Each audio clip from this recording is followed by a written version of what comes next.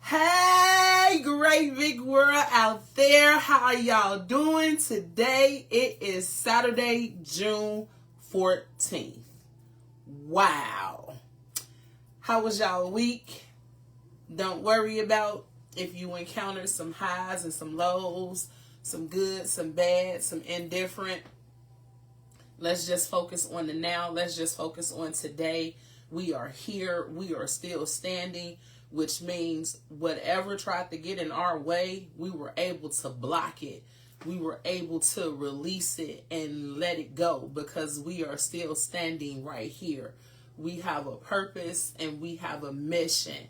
And so just give God the thanks that we are still here, no matter what we encountered since last Saturday. You know, it has been 7 whole days since I talked to y'all. Oh my God, I've missed y'all. So look, I got some fun facts for you right now, just to see if it's just me or if I'm the only one that really looks at things on a number spectrum because I'm an accountant, right? So by today being June 14th, you know that we're in the second week of June. So that means that we are in week 24 of the actual year, meaning we only have 28 more weeks left in 2025. Then we are actually on day number 165 of the year, which means we literally have 200 more days left in the year. Literally, half of the year is almost gone. Like, time definitely flies by when you're having fun, right? So we're still in the month of June, of course, as I mentioned, and you know, we're celebrating all those June birthdays out there. If your birthday passed, don't worry, still celebrate because we're in the month of June. Got some special birthdays I want to send out to my G-baby all the way in Montego Bay, Jamaica. Her birthday is coming. My big brother Tim's birthday is coming. And like my super cool best friend, my motivator, my ride or die, like just a piece of me. Lachey Maria, her birthday is coming. Happy birthday to every June birthday. Live it up, step into your destiny, step into your purpose. Please also don't forget to like the page, love, share, comment. Also, we have a YouTube channel. So if you have not subscribed to our YouTube channel, please do so. You can go to YouTube and type in Anointed Accounting.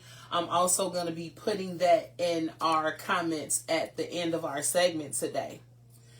Also, for some of you all that don't know, you get to get me twice a week, baby. So not only do you get me on Saturdays to talk about all the topics surrounding finances and money, you get to have me on Friday. On Fridays, I do a podcast with Cedric Freisen, aka The Ticket to Kick It, and I am the polished prophet. Not conspiracy prophet where I can lay hands on you and make a divine speech. No, profit meaning money. Profit. So check us out on Fridays. It's an after 7 event. We start at 7:45. So looking forward to seeing some of you join in on that. So I just want to touch on some information from last week because it's so important that we understand what June is all about and what June is recognized for and how that's impactful to your finances, right? So June is Alzheimer's and brain awareness. And last week we talked about how Alzheimer's and brain awareness has impact on your finances. If you missed that show, you can tune in at the YouTube page, and it's also still on our page. We also learned that Alzheimer's disease is a neurodegenerative disorder characterized by progressive cognitive declining, primarily affecting the memory, the thinking, and the behavior. We also learned that brain awareness aims to encourage people to learn more about the brain, its remarkable abilities, and the importance of brain research, ultimately supporting efforts to improve brain health and treat neurological disorders. So that says a lot for the month of June right there, considering that we ended the month of May with mental health awareness, and to jump right into June, still talking about it, but talking about it on a different spectrum. We also learned that purple is the official color to raise awareness and support those who's living with Alzheimer's disease and some form of dementia. Purple is also my favorite color, so I just think that that's a plus. Also, I have been in a family where this touches home. My grandmother had Alzheimer's. That was also talked about last week. So tune into that show. A lot of information that I'm giving you is just a recap, so it'll make more sense if you watched last week's show. We also learned about June being recognized for men's mental health. So that kind of threw me for a loop. I just thought mental health awareness was just mental health awareness. I didn't know it was separated between male or female. So to actually have a month dedicated to men and their mental health, I think is outstanding. It's very, very, very phenomenal, just on so many levels, because we don't look at men needing help with these issues because we look at the stigma that's placed on them, their masculinity. They're not supposed to cry. They're the provider. They're the head of the household. So we don't look to them to be vulnerable, to deal with emotions, and to be able to freely express it like females do. So to see that they have this support, that is really, really astonishing, and I love that. June is also recognized for Father's Day. So that means if you are a role model, if you are a father figure to someone, whether you're an uncle, a big brother, a cousin, a motivator, a biological father, a stepfather, happy Father's Day. My hat is off to you, because it takes a lot to be a father and to stand in that role, and to also have someone to look up to you, to want to follow in your footsteps, and you lead by example. So happy Father's Day out there to all the fathers that's out there celebrating. We're also celebrating Juneteenth on the 19th of June. That's the holiday commemorating the emancipation of enslaved people of the United States. And we take that and we want to take a moment of silence just to remember those people as we're out celebrating, as we're out with family, friends. We just want to take a moment and recognize those people and the lives that they put on the line for us that's here today. June is also recognized for National Safety Month. And what that means is that throughout this whole month, June wants to increase awareness on unintentional injuries and death. So I think that says so much, because they want to capture every aspect dealing with the mind and the body and the brain. So to be aware and cognitive of people that are unintentionally taking their lives or suicides, to have this program in effect and to celebrate it for a month long, I think is outstanding. Hey, Benita! June is also celebrated for the LGBTQ community, which I'm a part of, happily. And we want to honor the individuals in the 1969 Stonewall riot. I don't know why I can't say that word. I always get tied-tongued with that. Anyway, so that was just a recap on some of the things that we talked about last week. We're going to continue talking about that. And again, that same question is posed. Shavana, how does Alzheimer's affect or impact your finances? Wow, is all I can say. And to an individual that has not dealt with this or isn't aware of Alzheimer's awareness or brain awareness, of course, this wouldn't ring a bell and say, well, this is important. this should be talked about. A lot of conversations should be talked about early on and not on an event basis. Meaning, well, oh, this happened at this point in time, and we just dealt with it at that point in time, and now it's swept under the rug. No, we need to be practicing more and more on these conversations. And of course, it has a big impact on your finances, your day-to-day living. And we're going to dive into some of those things today. And so the first thing that I'm going to be telling you about is, what is the importance of early financial planning? It's so important, people. Like, I cannot stress the importance of how important it is for families and individuals to build a secure future. And so what do I mean by that? That means having a solid foundation. And I don't mean is your home built on solid ground. I mean your finances. Is everything in order? Have you thought about saving? You know, I see nowadays that we are so caught up on technology that we don't even want to take the time to do something as simple as balance our checkbook, because we assume that when we log in online, we see the balance, that's that. Well, what happens if that's not necessarily the case? What happens if you're an individual that still writes checks? A lot of times, errors are made by the bank. So what is your backup? What is your proof? And it starts with being as diligent as just taking the time to deduct and add what's coming in and out of your account. You want to be able to save.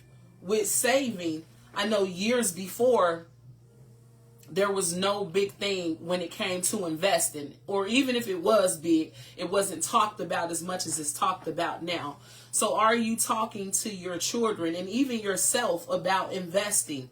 What to invest in? What's going to have a higher yield for you when you get older? So that's something to really think about. And also, when you're building your foundation, do you know that you alleviate a level of stress? Because what you're doing is in the works and you're preparing for something better.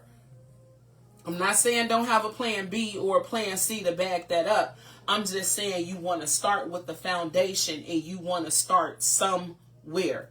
You want to begin somewhere, so make that your starting point. Also, why it's important for early financial planning is we set goals for ourselves. So we want to be able to accomplish those short-term and those long-term goals. A lot of us, especially growing up, you want the pretty white house, the picket fence, you want the nice car. You know, you got to save for that. So if you weren't taught early on about saving and putting the money away for what you want, then how are you to know? So this is how this affects your finances, because if you go look at a house today and you want it and you don't have that money, how can you get it? What is the other avenues? Especially if you don't want to borrow the money or if you don't want to have a high interest rate. That's something to look into. When it comes to investing, you have people that buy property, fix the property up, and sell the property. And that's because they invested in that property. There's a return on their investment. So that's money that's put aside that they're saving and it's just sitting there. That's something that's a goal. Paying for your education. I know if I knew this back then, I would have started many a moons ago paying for my education, because education is so high. It's ridiculous at the amounts. At the time when I started school in 2011, and it's funny that I remember this, I was at Harold Washington. My famous speech was, I paid $89 a credit hour. When I got to DeVry, I paid $609 per credit hour. And I'm going back to 2010 and 2011. I can just imagine what the amounts are now. So to have that money available as you're saving is going to be a benefit for your long and short-term goal. Also now, you have, especially in my generation, you have it where you want to retire. No one wants to work past 45 or 50. So how do you plan for that? You save. You have a plan put aside where you can save. Or let's assume that this wasn't taught to you. You're in your 20s and your 30s and you say, hey, look, okay, I didn't have a great start. I want to start now. Start putting that money away because that's going into your long-term goal. You also want to be more aware of the decisions that you're making when you're doing financial planning at an early stage. What do I mean by that? You don't want to overly spend just because. So let's just say you want a pair of black shoes. And instead of you going to get a knockoff pair of black shoes, you want to go and get the highest pair of black shoes. That's not great decision making, because now you're interfering with what you want to do in the long or short term. Can you potentially put that off? Can that potentially wait? So you just don't want to spend. You want to have something for a rainy day. Now, you also want to keep in mind the difference between your needs versus your wants. Meaning, I need a book bag, but do I have to go out there and get a Calvin Klein book bag? Absolutely not. I can go to Walgreens, I can go to Walmart, I can go to Target, and I can get a book bag. Now, when I've saved up and I've gotten to where I want to be, do I want to treat myself? Absolutely. So now maybe I can go get that Calvin Klein or Michael Kors book bag. But to get it off back, and there's a goal that I'm trying to accomplish, we have to be more in tune with ourselves and what the end goal is. So, another thing that we need to look at is, how do we manage debt effectively? Okay, let me explain. So let's assume that you owe $500 in parking tickets. You know you shouldn't have been speeding. No, I'm sorry. Red light violations. You know you shouldn't have been speeding. You should have left earlier. You have to plan for timing when it comes to traffic or where you have to be. So it's important that you make sure you've mapped this out. So once you done paid this set of tickets off, you shouldn't get those tickets anymore, because you're already aware. You've put things in place now so you don't have to run that red light to get to work or to get to school or to get to the babysitter, because you've left in enough time. You've made preparations. You don't want it to be recurring. Also, when you want to manage your debt effectively, you have to adapt to changes and adjustments. You have to. And I know you're saying, no, I'm not going to do that. I wish I would. Well, this is how we get to our long-term and short-term goals. It's called sacrificing. It's called putting it away. And when I can, I will. But right now, the question needs to be asked, do I really need it? And I want you to sit and ponder on that, because if you really, really need it, why is it that you really, really need it at this point? Why didn't you really, really get it when you really, really needed it before we got to this point right now? Because at some point, you know you needed it. Why did you wait for now? So that's something to ask yourself when you're trying to be mindful of being in debt and having it reoccurring. You just want to manage it more effectively. The next thing I want to talk to you about is, how do you prepare for the planned and unplanned life events? Financial planning, it starts early. And this is why we need to start early, because we need to have something put away. What I like to call it is emergency funds. Some people start with putting the money in the cookie jar. Remember putting the money under the mattress? What about taking that $20 bill and folding it up real small and putting it in your wallet and forgetting that it's there? What about putting the money in the Bible and just forgetting that it's there? I'm not saying don't utilize savings accounts, bank accounts. All of that is good. But you have to start small somewhere. And why not start now? Or even if you're teaching your children and your grandchildren this, start now. It's cute when we had a piggy banks for them, and then soon as we see a nice outfit or a nice pair of shoes and we don't got the cash on hand, now we're going to the piggy bank. That's not good financial planning, because you want to save. You want to have that emergency funds available. You want to be able to say, if this happens, let's just say the lights go out for whatever reason and you need a generator. Hey, guess what? I got this money put aside. Let's go get a generator. And here's the flip side to that. If you've spent that money, you put that money back, because it's going to continue to grow. But if you keep taking away from it, then you no longer have those emergency funds. You just have nothing. And it appears or looks like everything you work for is gone. And that's not the case. You want to also be prepared for unforeseen circumstances. Meaning, let's say a loss of a loved one and you have to travel. What happens if you lose your job? What happens if you're hospitalized and you only get a certain percentage of your earnings? So you want to be able to be prepared for those unforeseen circumstances. One of the unforeseen circumstances that I've seen this year alone has been increases in property taxes. They have went triple.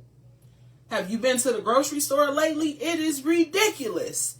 You used to be able to go to the grocery store with $50 and come out with at least maybe 8 to 10 items. You go in there with $50, you better go back to the car and get some more money, because that ain't going to work. That's going to pay for the bag. That's it. The increase to your daily living expenses, that has increased tremendously. When did a 4-pack of tissue go up to $5.99 at the dollar store? But you have to plan for this, So if we take that money that we want to spend, that we can put away for the rainy day, we have to start somewhere. That's part of financial planning. Is it a sacrifice? Absolutely. Does temptation come in and try to get you? Absolutely. But you have to be strong enough to stand and say, no, I'm not doing this. Like, we need this money. For example, me, I would think of the worst imaginable. If I don't save this money, my house gonna blow up. So I gotta save this money, because I don't want the 3 little pigs to come by and blow my house up. So I need this money. So I'm gonna put it away. I go get them Oreos some other time. But right now, I'm gonna put this money up, because it's important that I put this money away. So I know that when we're talking about Alzheimer's, dementia, especially when it affects home, these are some uncomfortable conversations. But it's very, very, very important to start having these conversations early on. It's very important, because what if it isn't Alzheimer's? What if it's an accident? Or anything could just happen? Are you in a situation where everything is planned? Does everyone know their role if something happens? And it's important to talk about this often. And I'm not going to put a time on often, but talk about it as need be, because it's the truth. It's honesty. When we're dealing with individuals that have Alzheimer's or suffering dementia. It's some documents that needs to be talked about or introduced early on. And I'm going to give you a few of them. And it's just something to think about. You have the dual power of attorney. And what that is, I'm going to read you the definition from Webster. A legal document that allows you to appoint someone to manage your affairs if you are unable to do so yourself due to incapacity or other reasons. So that's a legal document, which means that's going to have to go through the courts. It's legal, so you may want to have that. Now, some people say, well, I already have a power of attorney. Do I really need a durable power of attorney? I'm going to let you make that distinction, because here's the definition. I'm not going to say the definition, but here is the difference between the power of attorney versus the durable power of attorney. The distinction lies in the durability of the power. A general POA ends with incapacitation. So that means that up on my dying bed, my POA expires. But if I have that durable power of attorney, that actually keeps going, and it allows decision making to still be made. You got healthcare proxy, which is also known as advance directives. That's also a legal document that allows you to appoint someone to make your medical decisions if anything ever happens. Do you have that person in place? Is it written down? Do you have this proxy available within hand's reach? Everyone knows about a living will. That's also known as an advance directive for healthcare. That too is also a legal document that outlines the person's wishes for medical treatment, especially if they are incapable of making these decisions. So do you see why it's so important for early financial planning? Because the inevitable can happen, and there is no age or time limit on it. So why not start sooner than later? You also have the revocation of a living trust. And so what that is that it's a legal arrangement. It's not a document, but it's an arrangement created during your lifetime that allows you to manage and control your assets while you are here. When you are no longer here, your beneficiaries does not potentially need to go to probate court because this legal agreement is in effect. Last but not least, when we're dealing with the financial planning, just overall, we want to have someone that we trust to make all these decisions. So, as you know, my listeners and viewers, I only talk about Shavonna because I can't talk about nobody else. My friends and Benita know they roll. Honestly, even though my friends know they roll, they still gonna call Benita. they still gonna reach out to Benita. And although we don't want to have these conversations, they are needed. It's best to have them. Anytime something happens now, a lot of my friends and even some of my family will call on my bestest friend. All of them my bestest friend. I got 7. But Lachey Maria, they'll definitely call her because it's like, Lachey know. And if Lachey don't know, Benita got to know. And if Benita don't know, it's gone to the grave. Period. It is what it is. So you want to have that trusted person when it comes to decision making, especially over your life and over your finances. And we're going to talk about that because the next segment is conversations that families should be having. Shavonna, what do you mean? So you want to talk about money and memory. How should you start and when should you start? I would say as soon as you're pregnant. I know a lot of mothers always rub their stomach and they sing and they talk just so the fetus could get attached to the voice. And, you know, we also like to instill fear in our kids. Like, I'm the parent, you're the child.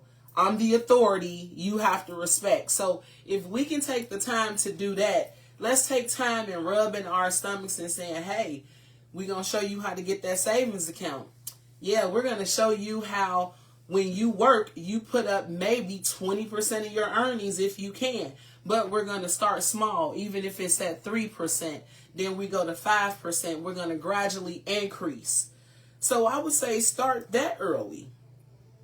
Make these conversations reoccurring, as I said earlier on. Talk about it. That often is as often as you want it to be. But just talk about it because it's important. When you're in a relationship or you're starting that relationship and you feel like, hey, this is the one, it's going somewhere, you know, we can ask about your favorite movie, your favorite cologne, your favorite actor. But what about asking, what's your blood type? Yes. What is your medical history? Is it something that I need to know about? If something happens, who do I need to call? Is there something special that I need to do if this happens or if that happens? Have you had any surgeries? Are you set up for any surgeries that I don't know about now? So these are important questions and factors because guess what? If you all are cohabitating and putting your funds together, this affects the finances within the household because that means that one person is going to be down and one is up. Can that other person sustain? Was this talked about? Is that money put away in that cookie jar, in that bank account, under the mattress? Is it there? It is so, so, so very important in a relationship. And also, you want to make these conversations not so stressed out. So if I'm stressed, don't come to me and ask me nothing because I'm already stressed. Leave me alone. If I'm hungry, the average person, when you're hungry, you don't want to talk about nothing but to get something to eat because your mind is focused on food. You want to fulfill that hunger. So the best time would be when someone is relaxed, or let's just say you're sitting down watching a movie. Sometimes movies you watch trigger that. Sometimes books you read trigger that. Sometimes conversations that you've had in other settings can trigger this. So how about coming home? Hey, guess what? We were at work and you know, we were talking and my coworker told me that, you know, her and her husband talked and they're thinking about having kids, and not only that, but they know the life insurance policy they're going to get their child, how they're going to set up their 529 for school and pay for education. And you never know, that may lead to something between you and your spouse. I know me and Jazz have talked about this several times. No, I'm telling the story. I'm telling a lie. Jazz has listened the several times I've brought it up and said, me don't want to talk about this. But she's aware. And again, these conversations are sometimes uncomfortable. So you got to know the moment when to bring this up, how to bring it up, and how to address it. When you're talking and dealing with your finances, especially you're planning for everything. And this is what I mean by thinking outside the box. Having that octagon's perspective where you think about more than just one thing, especially when you're planning. When you talk to your accountants and your law attorneys, you want to be able to be honest with them. And Shavonna, what do you mean by that? So I have a saying that I tell every new client that walked through my office. It's 5 people you don't lie to. The 5 people, first is yourself, and then the rest could go in any order that you want it to go in. But you don't lie to yourself. You don't lie to your pastor or your priest. You don't lie to your attorney. You don't lie to your accountant. And you don't lie to your team of physicians. Because collectively, all of them can help you. But they can't help you on a lie. You ever see a show, Law and Order is one that I'll use, where the prosecutor is upset because the defense has some information when you could have already told your attorney what's what? You be honest to those people because it's important, especially when it comes to your finances. You want to have that person that you trust because you're telling them all of your secrets. You're telling them things that you probably don't even tell your spouse or you don't tell your best friend. But you have to be honest if you want that honest outcome. If you want to be able to see something in the future, you got to be honest. But before you can be honest with any of those individuals I named, you have to first be honest with yourself. So if you're not going to be honest with yourself, if you're not even going to put the will and the mindset to do it, then it's not going to work. You're going to hit roadblock after roadblock. And it's like starting all over again. Who wants to keep doing that? That's insanity.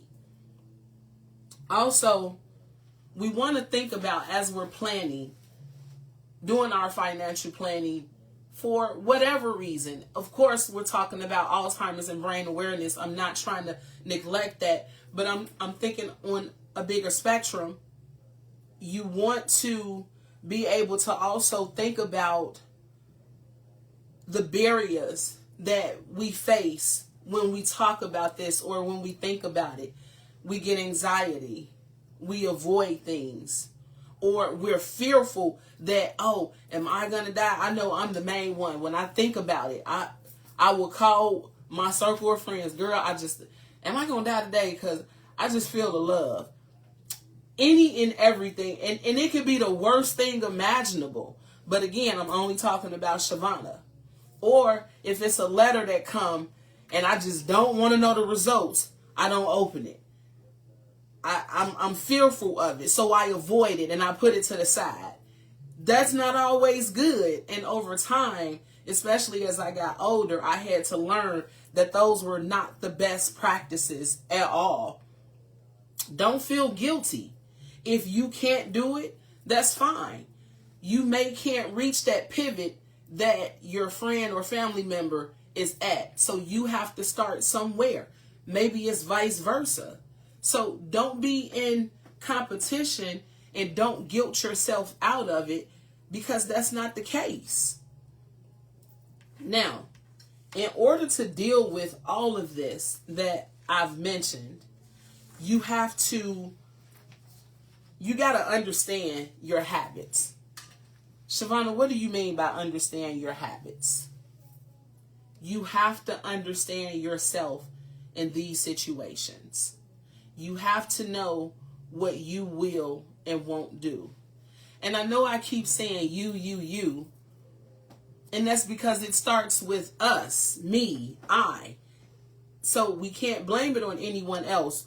We have to know what we're capable of and what we're going to do and how we're going to do it and assess it. Because we want the best possible outcome ever.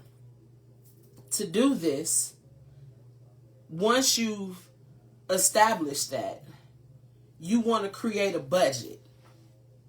And I tell people, when you're creating a budget, especially when it comes to your in-house, you want to go off of the gross earnings.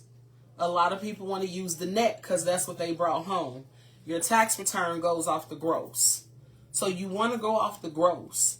And the example that I show people is I start with the withholding chart. The Social Security and Medicare numbers have not changed. The state that you're in very well differs. So the state of Illinois taxes is 4.95%. We round it off to 5%. Depending on your withholdings that you claim, that's going to tell you what the IRS is going to deduct. Hey, Aunt Tootie!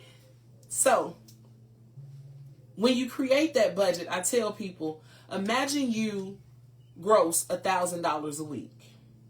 $1,000 a week, and you do single and one, they're going to withhold $150. But if you do single and zero, they're going to withhold $300. So that's what they're holding, and you're expecting that money at the end of the year. So what you do is you also create a budget. This is my gross earnings, $1,000. For now, I want to start with 10% of that. That's $100. So every pay period, you're going to take that $100 and you're going to put it in the bank, the cookie jar, under the mattress, wherever you see fit. And when you hit that short-term goal, make it a short-term goal. Where are you at in 3 months? And I know we can sit and we can count it on our hands, but to actually see it in the physical is something different. You also want to, again, appoint a trusted person over your money. I see time and time again, especially when it comes to my senior clients, and they've asked the question, Shavonna, can I put you over all of my finances? Because I know you're going to do right. I can't trust this person. I can't trust that person. And that's a lot on your accountant.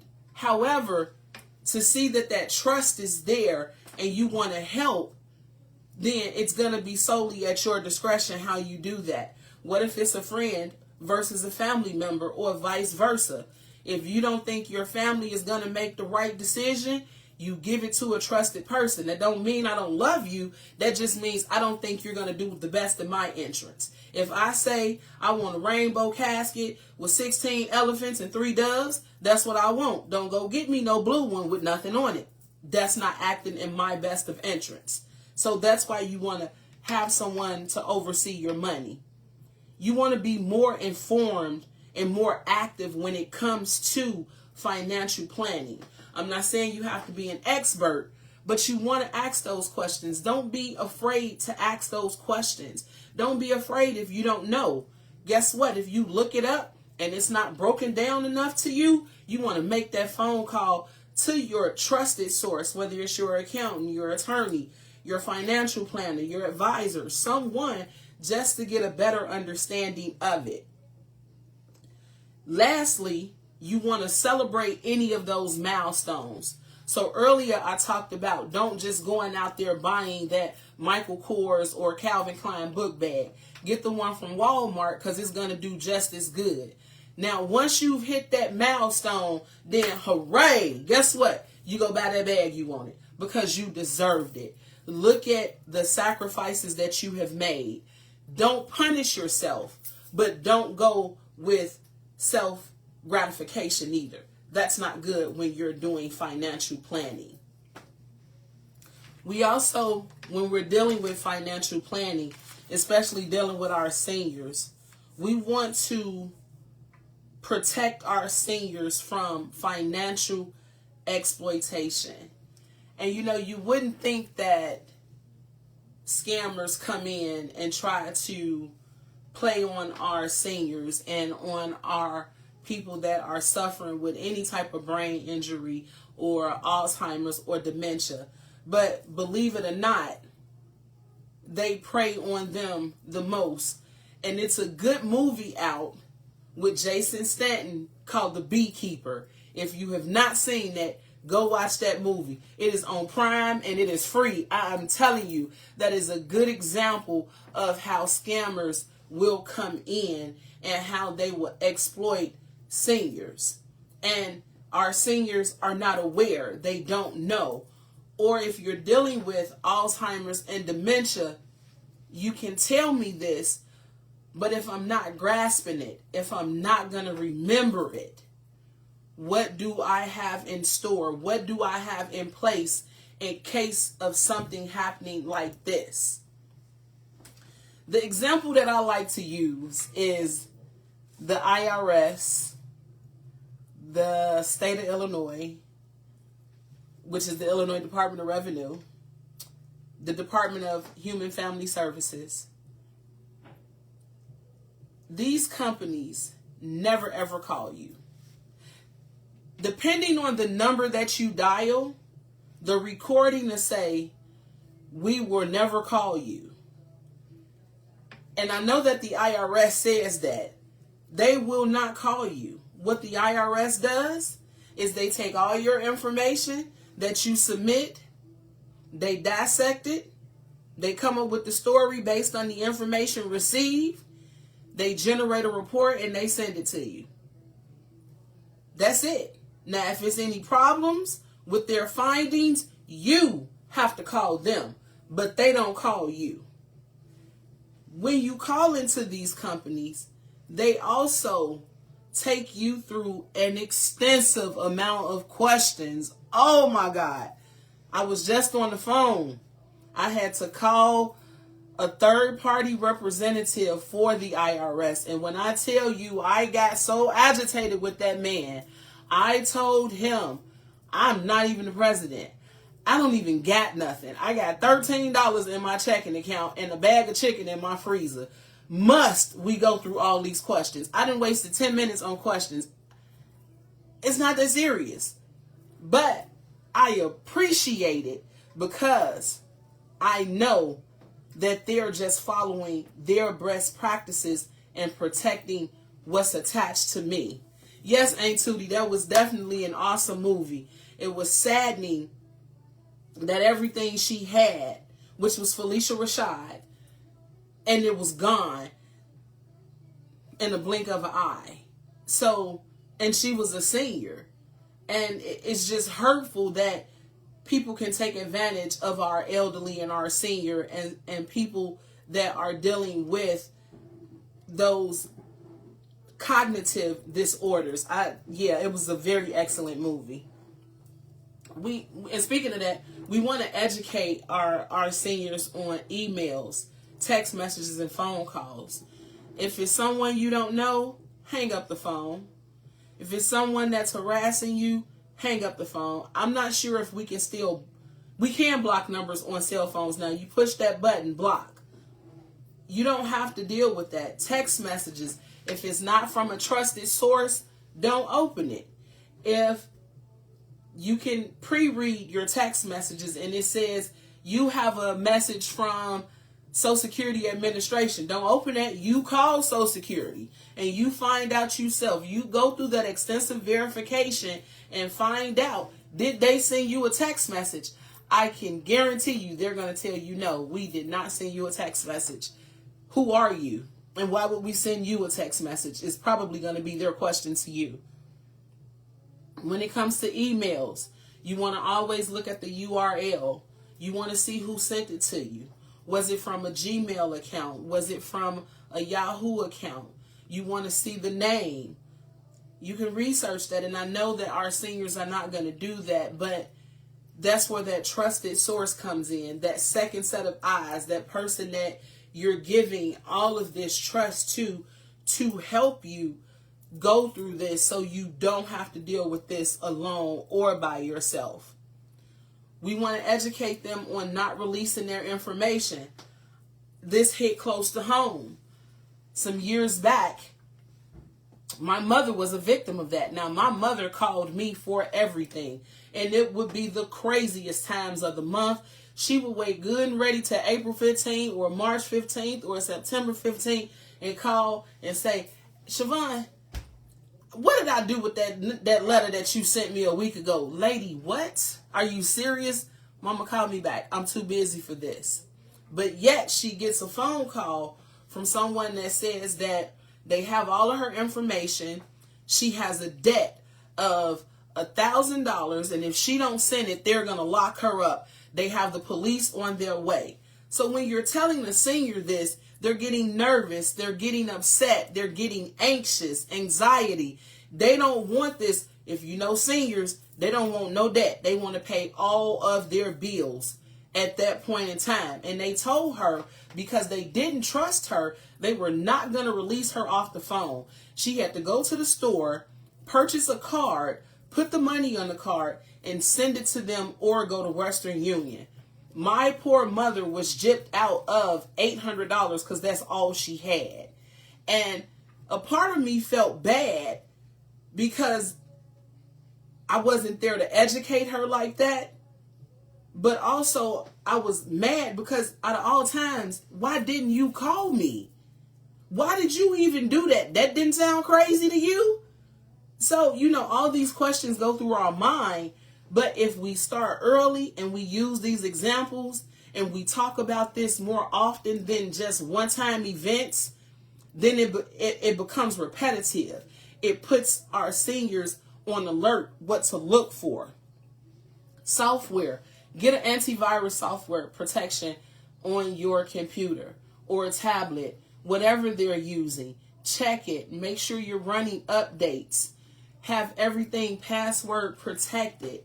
If you don't feel safe, if you get that eerie feeling, that means don't touch it. It's not good.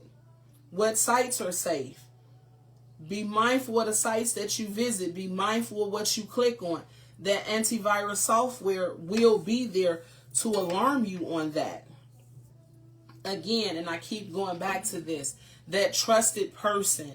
Have a role of a trusted person with you, whether it be your accountant, your tax preparer, two different people, your financial advisor, your attorney, a friend, a family member. Stay involved when we're dealing with people dealing with Alzheimer's. Stay involved and communicate when we're dealing with our seniors and the elderly people. We have to check on them, because just like we get inquisitive during those stages, when that cognitive mind is declining, they get more inquisitive and they're more prone to opening up everything just because that's what their mind is telling them. And we just want to be involved. We want to be that safe haven for them. We want to be the protection for them.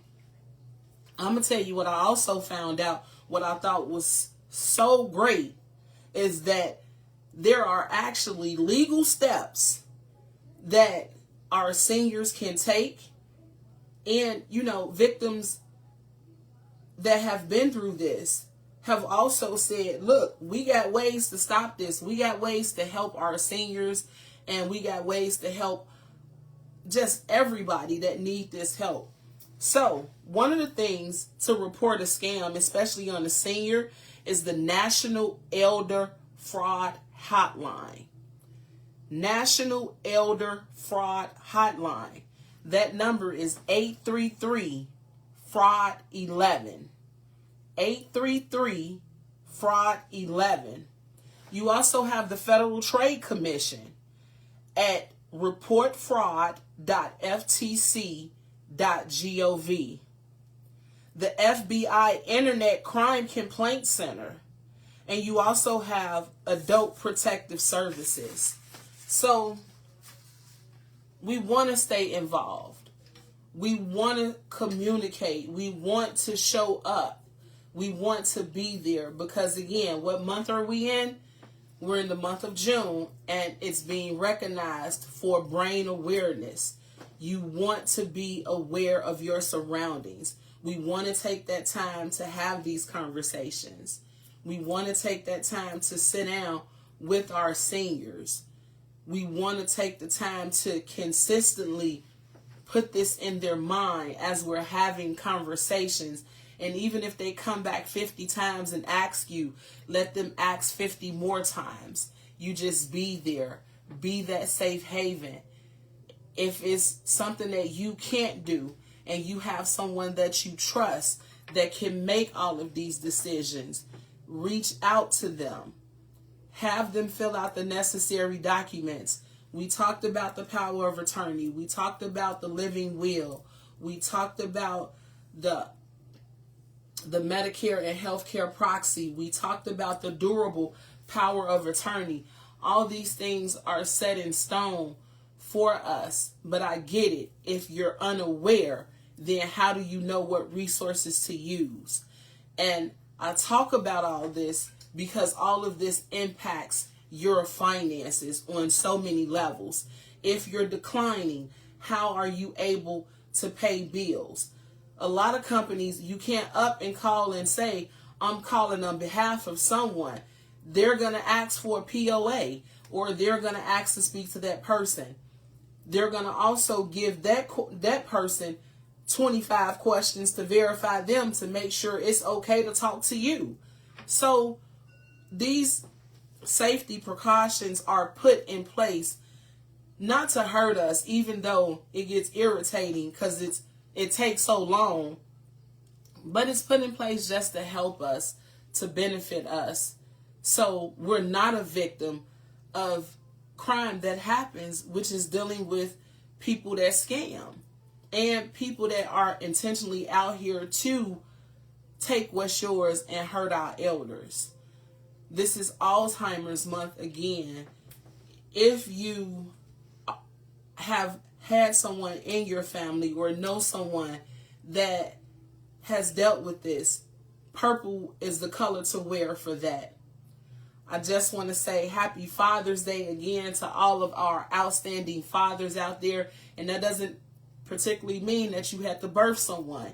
You can be a father figure, whether you're an uncle, a brother, a cousin, a nephew, a neighbor. Thank you for just showing up and being in that person's life. Don't forget to please comment, like, love, and share our information.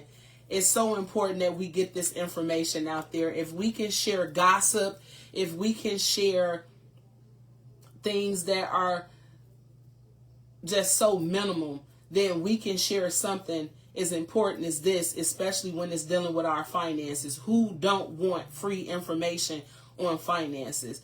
Everything is at an alarming rate now. Why not get this information? We also have a YouTube page. You can go to YouTube and type in Anointed Accounting, which is ANOINTEDACCOUNTING. And you will see this nice, pretty logo on there. Yep, that nice one right there. And just hit subscribe. We have testimonials on there. We have these shows on there. You can always go back and look at our shows. Share them again, like them. The information is there. Always remember that things start with a transaction, and that's your money. If you think on those lines, you're going to want to start sooner than later. Now, before I let you go, we have an awesome show next week, as we do every week, but we have an amazing show next week. Our featured guest is coming on, Miss Amber Boyd. She is care of Amber Imani LLC. She's a therapist and a psychologist who will be covering trauma, self-worth, and much more, especially as it deals with our children, boys and girls. Like, I am so excited for this. It's amazing how we ended Mental Health Month, which was the month of May, and how some of that information, if not all of it, goes into the month of June, how it just piggybacks off each other. But I look at it as not just a month by month thing. It's every day. It's all 365 days of the year. We can't just say, well, this is Mental Health Awareness Month, and we don't be aware no other month. No, we need to be aware all 12 months. So bring your questions. Get ready for an awesome, epic show next week. I'm so excited about this. Getting some information out there. I'm going to also be touching on Alzheimer's and dementia again next week. I'm going to be talking about how important it is showing up for our elders. Again, check on them. And after you check on them, check on yourself. Reach out to somebody. It's okay, because everybody need a hug. Check me out coming up this Friday with Cedric on Perspectives Unlimited as we open up the panel and conversation for so much. Again, it's an after 7 affair. Stop by, come through, give us some suggestions, comments, all of that excellent good stuff. I want to thank everyone for coming out today, June 14th, spending your time with me, getting some information on Alzheimer's and brain awareness. Thank you. I really, truly, truly appreciate the love and support. Visit me at www.anointadaccounting.com, and I can be reached at 312-837-7219. I will see you all next week at 3:15 sharp, Lord's willing. You guys have a safe, happy Father's Day weekend, and I'll see you next week. I love you all.